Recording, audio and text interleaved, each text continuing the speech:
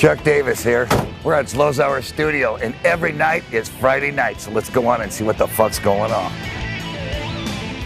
Howdy folks out there in Zloz land, and you are at the Zloz Hour. And we got another underground cut here for you in viewing entertainment. And we have my wonderful, beautiful, white co-host, Sandy Martin again. Thank you for tuning in. We have a great show, and tell us who it is, Zloz. We have some really special guests for you today. So, by the way, did you get a new push-up bra? Yes, I did. Okay, it looks very nice. Does it look nice? Let's see. That's good enough. That's good. He's such a pig. So, anyway, we have some special guests for you today. And, you know, we try to bring you the biggies, and we try to bring you all the behind-the-scenes makers and shakers, but we have some really special guests for you on this underground cut.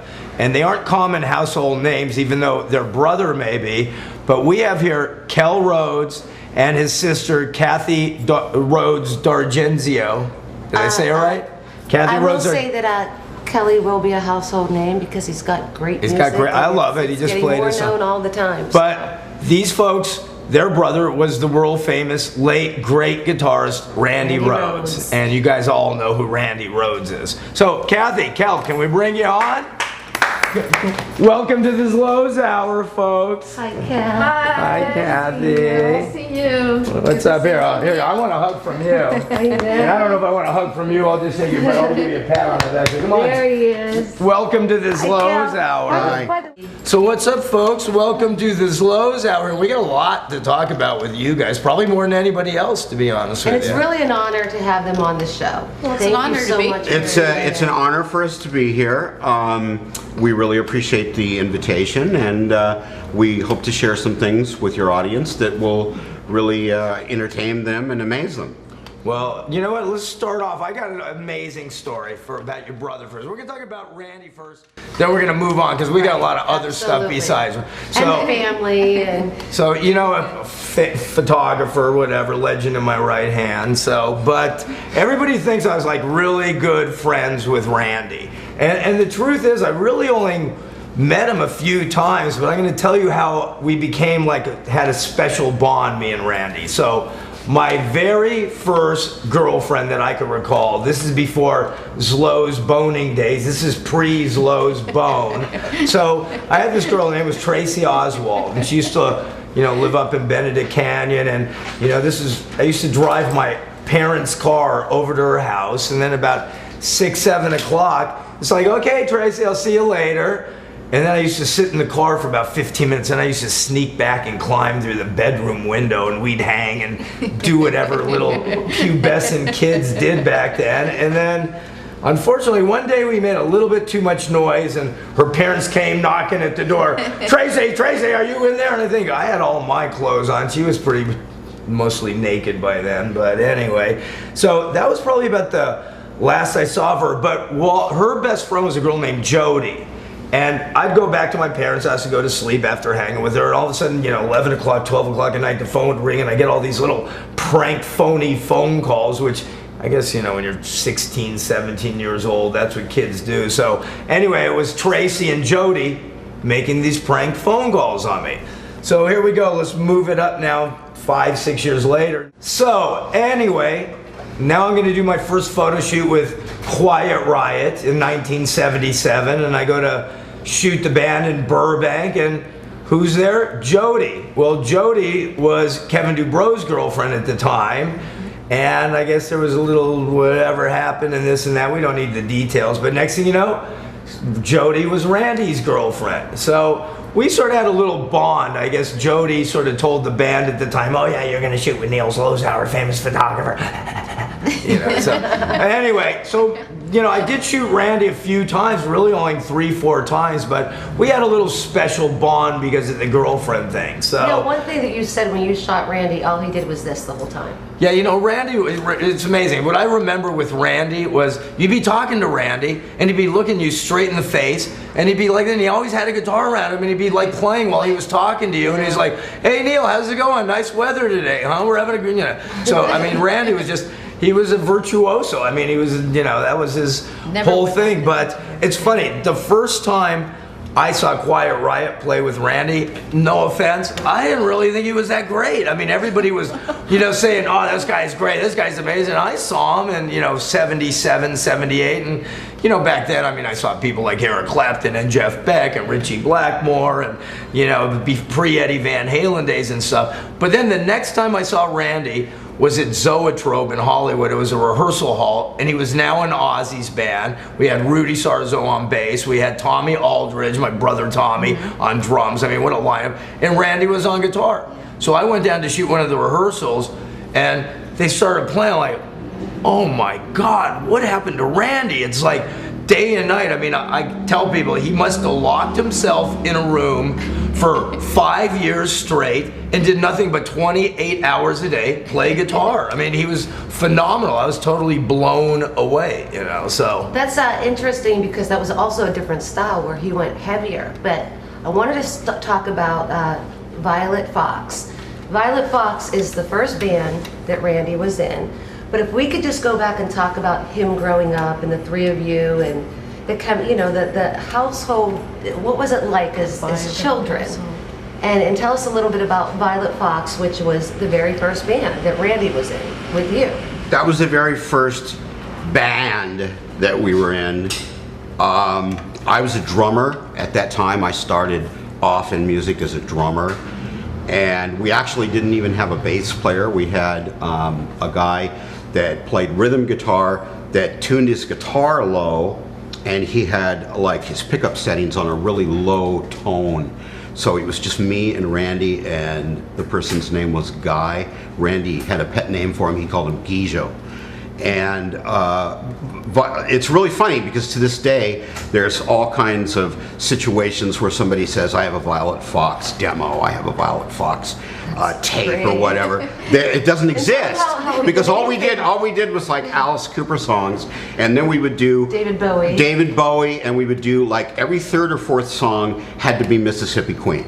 That's great. Like I would look over and I'd see that he's getting ready for it, and I'd go, he's gonna make us do Mississippi Queen again. And he'd go, let's do Mississippi Queen. Or the Stones. Or the Stones, yeah. Right. By the way, where did you get the name? Where did the name? The name Violet came from the fact that my mother's maiden name was Dolores Violet Kelle, hence my name, Kelle. That's where that come from. And I don't know the thing about the fox, but we had this picture of like a purple fox that everybody thought was really cool. So we called it Violet Fox. The band actually didn't last all that long. I mean, we were like teenagers, and we would get into like little tiffs and stuff. And you played at your mom's school. And we played at my mom's school. We set the grand. She has like one big grand room. Is that Musonia? Musonia. We'll talk a little bit about that later. But we would set the whole thing up. And we would set every chair and every couch that we could think of. We would pull everything, and we could get about 65, 70 chairs and couches, and we would invite our friends. Did you sell it out? Was it standing room only? It was packed. Kathy, do you remember all this? Oh yes, definitely. Right? Once in a while they let me play she with played. them too. She played cowbell. Oh, that's good. Got to fit the sister in. Well, you played guitar as well, right? Yes, Randy and I started at Musonia together, lessons. He took drum lessons, and Randy and I took lessons. I was 9, Randy was 7, and I took like folk guitar, and he took rock guitar lessons. Well, who'd you take the lessons from? Your mom? Actually, acoustic. No, well, my mom had a. Oh, she had other people there? Oh yeah. Oh, okay. Yeah. So Yeah, my mom plays like 15 instruments, but guitar is one of the very few she doesn't play. Yeah. So we literally pretty much grew up in Musonia as kids and went there all the time. We grew up around music our whole life. She started the school in 1948. Right. It's in North Hollywood. It's in North Hollywood, and it's approximately a block south of the corner of Oxnard and Laurel Canyon. And it's still in operation. Still in operation. So you guys want to go to Musonia and see Kelle or It's famous now. Yeah, I mean, it's actually a time warp. It's so bizarre. People that took lessons 30 years ago will come in and walk into Musonia and be blown away because it looks exactly. And I'll vouch the same. for that. It And you're- looks yes. like it's the place that Mother Time forgot. So. Oh yeah, it's like some kind of a vortex. There's no machines in there that come after 1953. Nothing. Everything is like it was in the 40s. Yeah. See, it's- we should actually Right get or some wrong? pictures to show. He's 100% right. Believe me. Yeah. You should send It us some is. pictures so that we could show everyone. Did you bring? inside. Didn't you bring a picture of the school? You said, or did you forget? You know what? I forgot that. Yeah, he forgot. I forgot it. I forgot it. So, but wasn't Zach, my little baby brother Zach Wild? Wasn't he taking Haley Ray there? To Zach would bring his Yes. daughter there, and then he would go up to people that were sitting there, and he would go, "Do you realize what this is? Do you realize that this is Mecca?" And then, you know, a couple minutes later, like the mom would go to my mom, and she'd go, "There's this Hell's Angel out there talking to me, telling me that this place is like Mecca or something." Zach absolutely, he loves that place. Yeah. Well, Zach. He loves that He's place. influenced by. Yeah, I mean, Zach's Right. favorite guitarist, Randy Rhoads, and maybe a little Jimmy Page in there too, but all he does is talk about, when I'm with him, Randy Rhoads, Randy. So. He calls me Big Brother. He calls me Big Brother, Randy's little brother, and he's Brother Zach. Yeah, and I'm Father That's Zloz, weird. Yeah, so. Father's Yeah, Zloz. and Father, does he call you Father Zloz? Father Zloz. He calls Kerry King that too. He did, what, Father King? Yeah, Father King, yeah. Father King. Well, and he calls, Jim Marshall, my idol, the famous photographer that just died. I mean, that was the guy that I idolized when I was growing. He's Father Marshall. So, and I think Ozzy's Father Oz too, if I'm not mistaken. So. Probably, Father. yeah. But Zach's great. Who else came out of that school? Oh my God! I mean, let me just give you a couple. There's even more than this. The guy that played bass in Steppenwolf, Nicky St. Nicholas, Who married Randy St. Nicholas. who married Randy St. Nicholas. Randy. Both of them, Randy for a while too, studied there. The guy that currently is Adam Lambert's lead guitar player and who also works with Madonna, Monty Pittman, he came from there.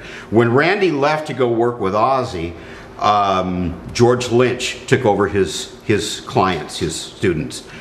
Nick Menza, the drummer in Megadeth for 10 years, he taught drums there. Drew Forsythe, the first drummer for Megadeth, or for Quiet Riot, sorry, he also taught there. Rudy Sarzo taught bass there. Amazing. Yeah, See, I'm learning. that's just a few. I mean, it goes on and on and on. Eric Right. Turner from Warrant, he took lessons there. Joe Holmes, who was Ozzy's guitar player for a while, he took Now, lessons took there. lessons from, there's obviously different teachers. There was different there. teachers at throughout the different years times. at different times, right? Joe took lessons from Randy, right? Joe took lessons actually from Randy. Yeah, because you know Right. why? Because I remember, like, Joe, he was in David Lee Roth band. I Right. met him. And then, same thing like Randy. I'd be talking to Joe. Hey, Joe, how's it going, man? What's up? He's like, oh, nothing, Neil. He did the same thing Randy did. You'd be talking to him, and he'd be playing guitar while he's talking to you and not miss the key. I mean, he's definitely a Randy Rhoads, Joe not only took lessons from Randy, but instead of going home, he would go in the back and he would hide. And through the system of vents, you can hear what's going on in the room Randy taught in. And he would sit back there and listen to the next lesson or two. And his parents would always be coming to look for him. And have you seen Joe? Joe's supposed to come home right after his guitar lesson. And he's back there with his guitar like this, and he's listening to the vent and gleaming a couple of other. Well, maybe that's not even his real name. Maybe he got the name Joe Holmes because he never went home. He was in Musonia all the time and didn't go home. So So the list even goes on, but I mean, you get the idea.